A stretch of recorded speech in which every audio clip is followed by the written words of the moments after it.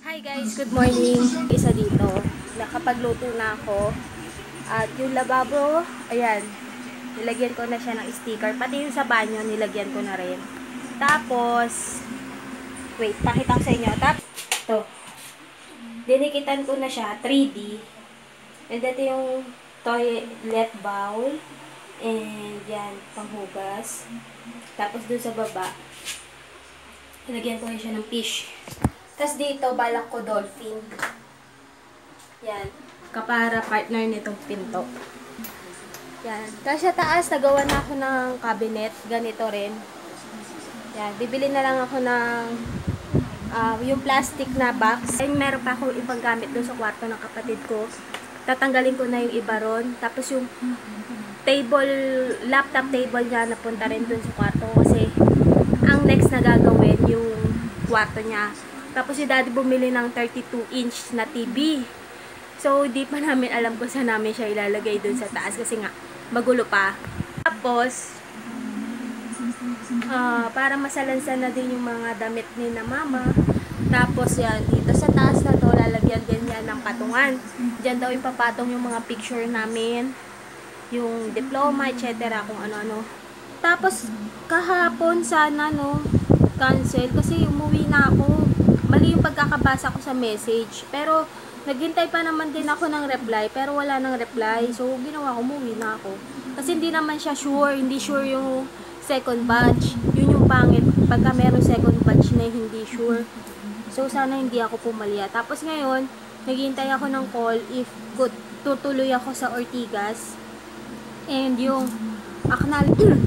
hinihingi, nakausap ko na yung gumawa. Then, sabi nung gumawa, hanapin na lang daw niya. Ayan, nag-text na. Standby ka, wait ko lang account na. Nakapapuntahin kita para magbayad BIR. Hindi pala ako pupunta doon. Sa BIR naman ako pupunta. So, yun. Hindi ako sablay, yes. Kailangan ko na rin makaligo para makaready na rin. Tapos, after yata BIR, baka dumiretso pa akong Ortigas, pwedeng ganun yung mangyari. Or, after BIR, uwi na. Diba? Tapos yun, Saturday, Sunday, Monday, meron ulit. Straight yung schedule ko ngayon. So, okay naman. Dun sana makarami, diba? So, yun. At ngayon din pala darating yung PLDT. Ngayon kami kakabitan ng linya. Kaso nga lang, walang tao ngayon dito sa bahay if ever na umalis ako. Kasi si mama, nagbayad sa Meralco. So, hindi ko alam kung anong oras yung makakauwi. After lunch, sila darating. So, yun. Kain na ako. Re-ready ko lang yung sarili ko. Ayan guys, so, yan. Nakikita nyo, hindi pa ako naliligo kasi naglinis na ako. At ito yung mga recycle na pinaglagyan ng room decor, yung plastic. Tinabi ko. Dahil nga, diba, may hilig ako sa recycle. Tapos, may mga books ako dati. Ito. Yung mga Reader's Digest ni Daddy, yung mga dictionary. Ngayon, nakita ko sila dahil nga nag-aayos na ako ng gamit. At, ayan, ito ginamit. Gagamitin ko siya dito pambalot. And itong charm or chime. Yon, chime. Tinanggal ko na siya doon sa may pinto dahil, ayan, nilagyan ko na ng Hello Kitty yung aking pinto. At ito, binuhol ko siya. Hindi ako marunong magtali. So, bibili na lang ako ng yung pang-ipit dito. So, flower na lang din na kulay pink yung bibilin ko. And kanina hindi ako natuloy sa Divisoria, sa ano na lang, sa susunod na lang. Tapos ayan, meron na akong cabinet.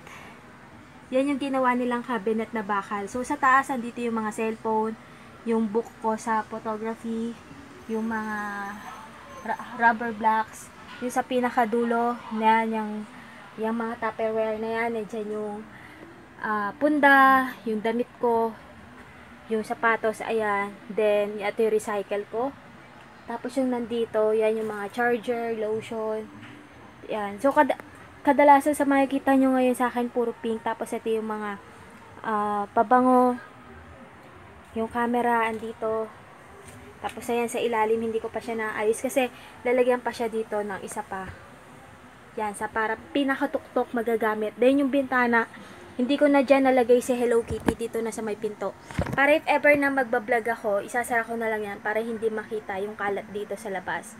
So, yung ito, ang balak ko, 'Di ba, ayan, itong block na yan. Yan, tong block na to na pinaglagyan. Kasi nandito, maliit siya.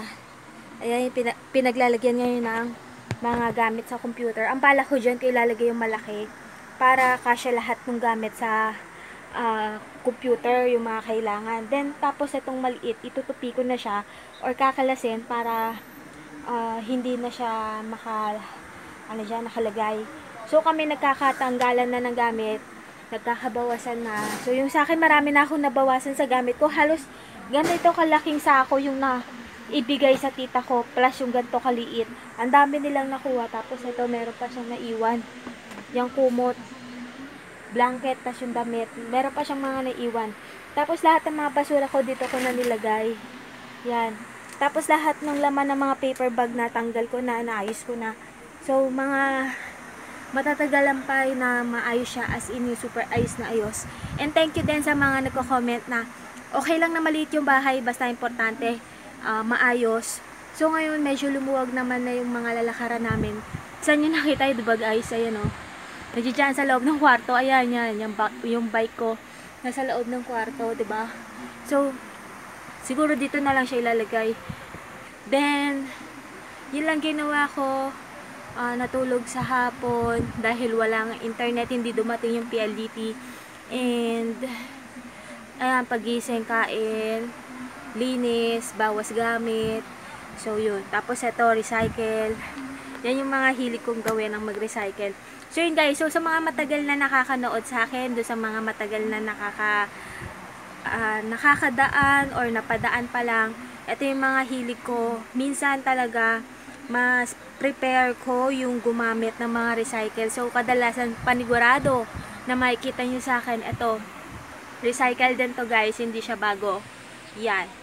Recycle halos lahat yung makikita nyo sa akin. So, kailangan ko lang magawan siya ng lagayan para mo organize siya and para hindi rin kalat-kalat tingnan. Katulad nito, itong, yan.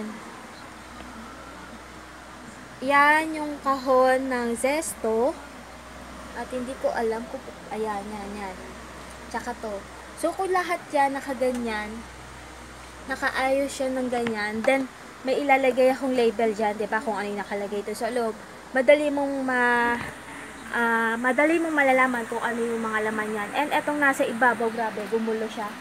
Dahil, dyan ko nilalagay yung mga lalaban ko. And meron din pala akong hinanda na damit na kung saan ibibigay ko yun sa kaibigan ko.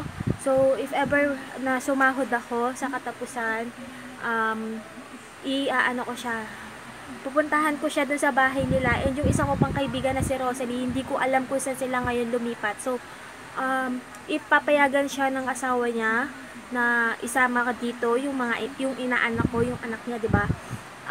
Papapuntahin ko siya dito sa bahay kahit na napakagulo pa nito. Kasi ang gusto ko, kung paano nila ako i-welcome dun sa bahay nila, kung gaano ako kakulit dun sa bahay nila, at kung gaano nila ako inaasikaso dun sa bahay nila.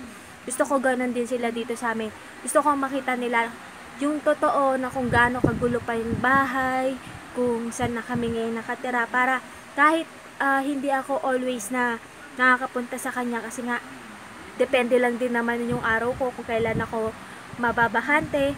So, may mga araw din naman na bakante ako, pero hindi ako pwedeng gumastos ng sobra dahil nga kakapusin naman ako, dahil nga meron akong obligasyon dito sa bahay na kailangan kong magbigay ng panggastos, kung ano-ano.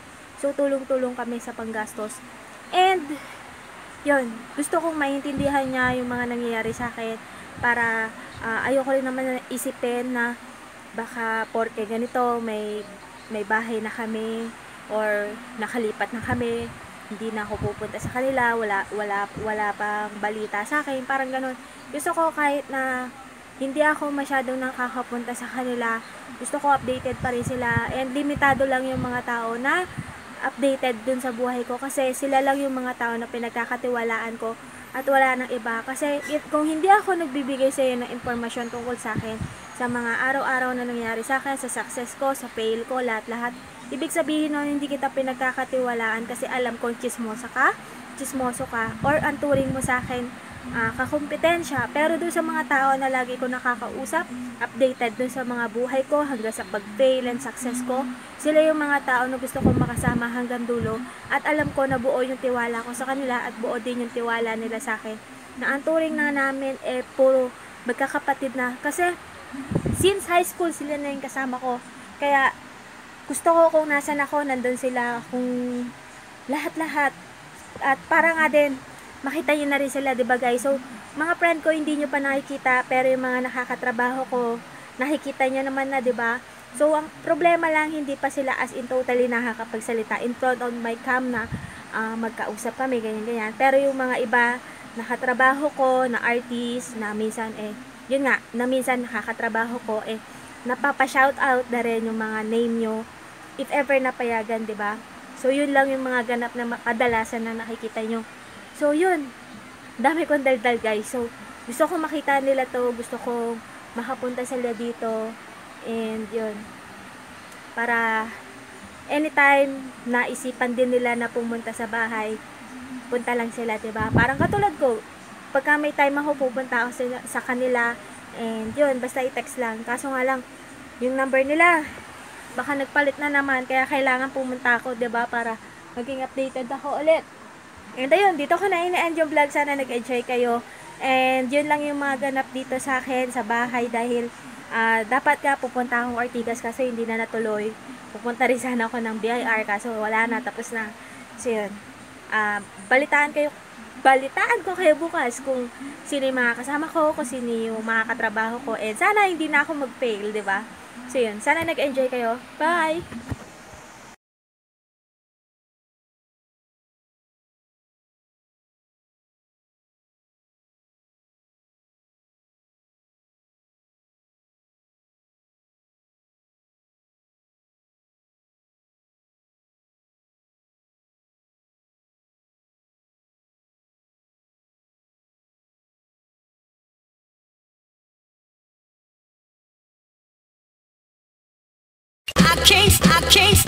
I can't